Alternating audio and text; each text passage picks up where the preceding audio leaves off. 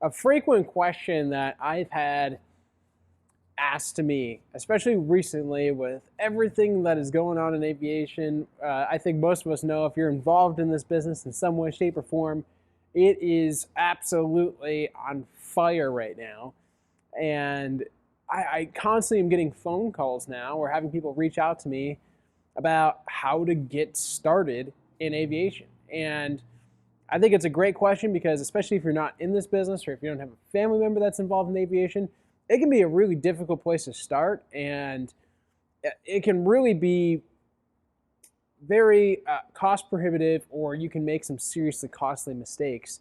And that's one thing I didn't have too much direction in, was people that were actively involved in aviation that were maybe 5 to 10 years in front of me. I had a lot of connections, fortunately, that were 20 years or 30 years down the road, and I got to see what that lifestyle looked like. But I didn't really have a lot of people that were 5 to 10 years in front of me that had just been through what I'm thinking about going through to help me out. And so that's one thing that I get really excited about, is people that are coming into the aviation world and they have these questions and they want to know where to start and what to look for and how to evaluate maybe a flight school. So today I figured I would go into a little bit about my story, how I got started in aviation, and maybe it'll help some of you guys out.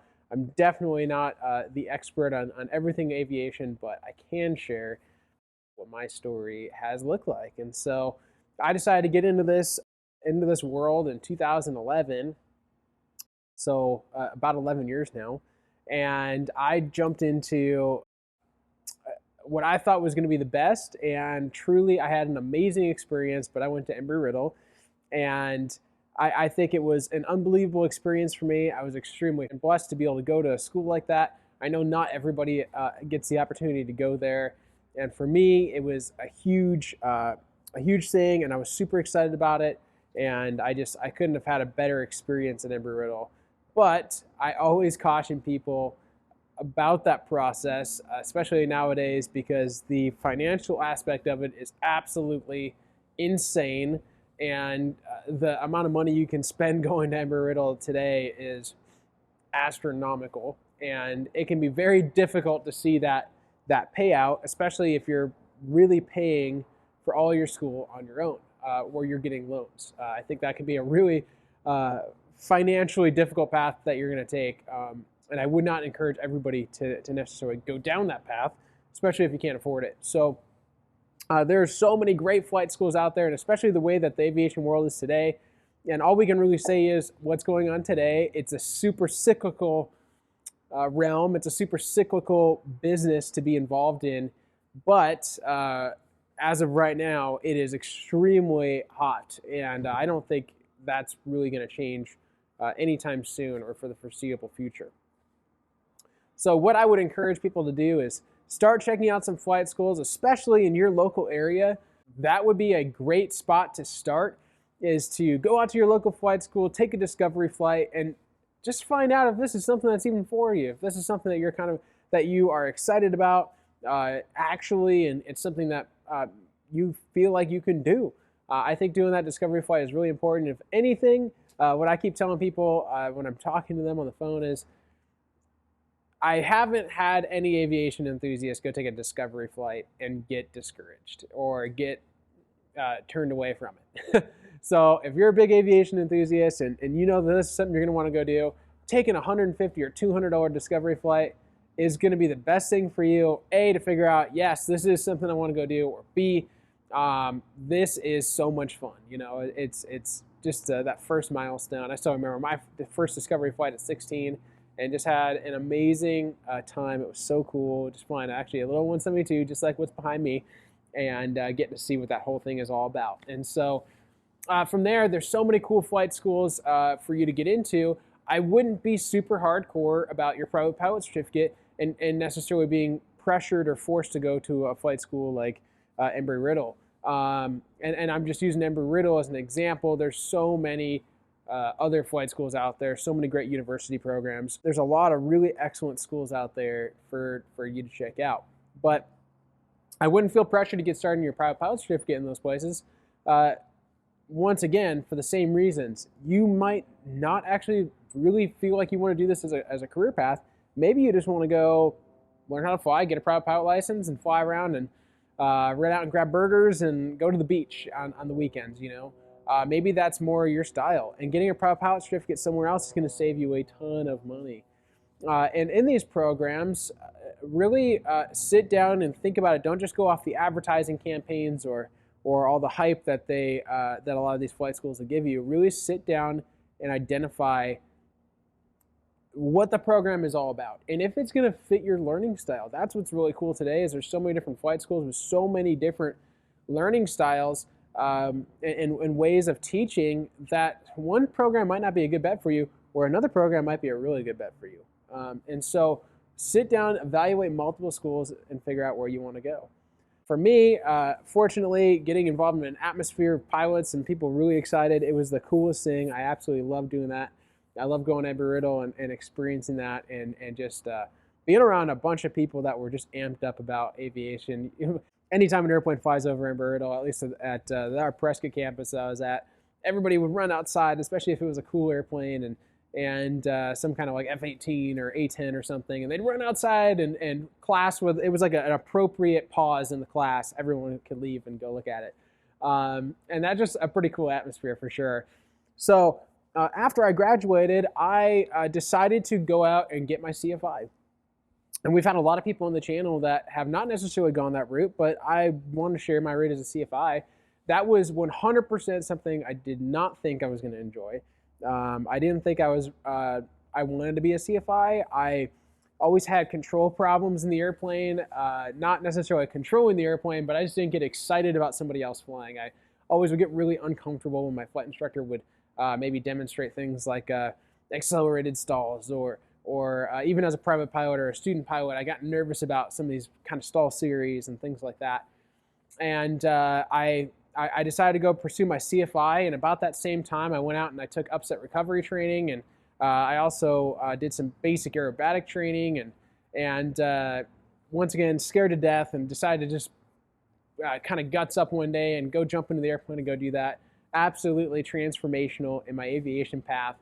I fell in love with it. I fell in love with taking airplanes upside down, and it was very transformational in terms of my comfort level, starting to understand what you can do in airplanes more. And I can't encourage somebody to go do that enough, even if you're scared.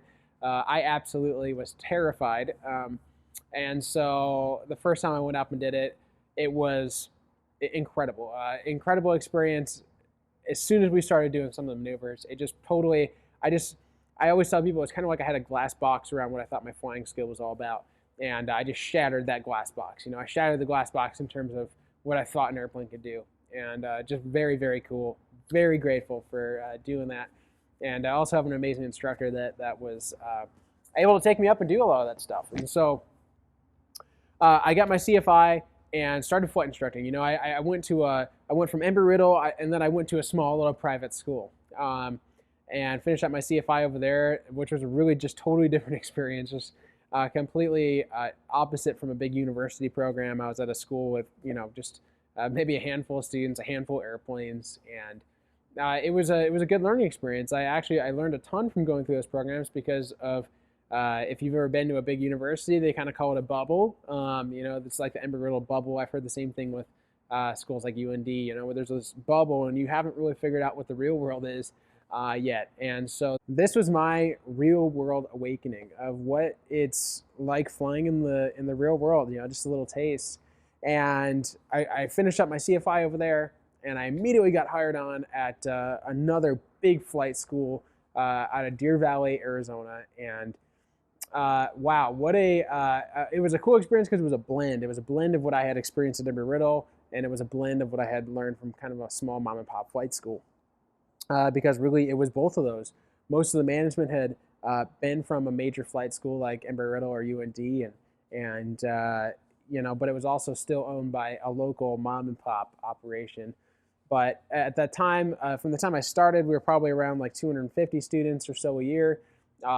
Eventually, when I left, we were around 400 to 450 students a year coming through, and I fell in love with flight instruction. I seriously enjoyed it. I love making my own schedule. I love being able to control every aspect of my day, and I quite frankly, I enjoyed the planes I was flying. I was having a great time. It was super rewarding to teach students, and it allotted me a lot of very cool opportunities. And I spent most of my time flying 172s originally, and eventually I got my CFII, my MEI, and I went through all these different training courses and started flying P210s and Seminoles and Barons, and really started branching out and doing a lot of freelance flight instruction as well. And that was just a really cool experience. I just was having a great time. Ended up having the opportunity to get involved with a super decathlon and started teaching aerobatics and upset recovery and tailwheel training. And so I was trying to get fully involved in the aviation world, and I really, really enjoyed it. And one day, this has been about 5 years of flight instruction, and in Arizona, you can fly 7 days a week, pretty much year round. You have 360 days of flying here in the Phoenix area. And so I was logging a lot of time in very, very short amount of time. And in my first year, I literally was logging 100 hours a month. And by the time I was reaching the end of my flight instruction journey, I had about 4,000 hours of dual given. And but I still was having a great time. And I had a friend approach me who had started doing some work with a charter company. And ironically, I had seen him all the time. I had seen him all the time at the flight school. We were check airmen together. And he was there, and he's like, listen, Taylor, we're looking to hire another guy. You should really think about coming on board. And I had all these preconceived misconceptions about the charter world. And that's the next thing I would encourage you guys on. Don't think you know what path you're going to go in aviation just right off the bat. Don't make all these assumptions in terms of what you're going to do, what you're going to be interested in, especially starting as a private pilot. You don't know what you're going to be interested in until you start doing it, right? This is the second time around where I didn't think I'd be interested in something, but I actually was very interested in it. I didn't want to be a CFI, became a CFI. Didn't want to start flying charter, started flying charter. And so he brought me on, brought me over to this company. I met some absolutely awesome people, and I started flying Hondas, which was just absolutely wild. It was a thrill of an experience. I know my story is not very standard, but I started with 0 jet time, and I started flying Honda jets, single pilot, obviously as a captain immediately. And that is super rare. I understand that's not the normal for the business, but it just was an absolutely awesome experience. And I started flying these jets around, and once again, talk about another learning experience. Flying these planes that are just so much faster than anything I'd ever flown, with most of my time being in 172s or Seminoles or, these really small, slow airplanes. And getting to go into a jet as a captain was just unreal. First time flying through snow, first time, encountering icing conditions, flying up to 43,000 feet, most of the time. And I just had an absolutely awesome experience. A lot of you guys have seen those stories already. A lot of you guys have already watched some of my videos about flying Honda jets and some of the cool experiences I already got to record and tell some stories about. And after 2 years of flying Hondas, that journey ended, and now I jumped up into flying the next airplane, getting out of the single pilot world and now flying a crewed airplane. And once again, just being extremely fortunate because of my captain experience on the Honda. I jumped right into a co-captain position on a Gulfstream G150.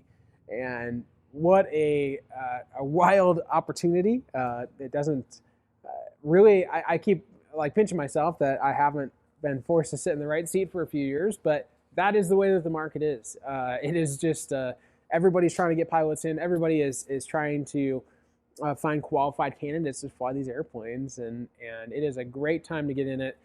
And I can just say that for me, the corporate life has been awesome. I for the vast majority of the time, 80% of the time, I have loved my schedule, and I get to go to really cool places. I get to experience cool things with just a variety of different people. I get to experience these little nuanced events that most people don't get to experience because you're not flying into some of these local airports or these little kind of just off places, I've been able to go to so many different sporting events just because of clients.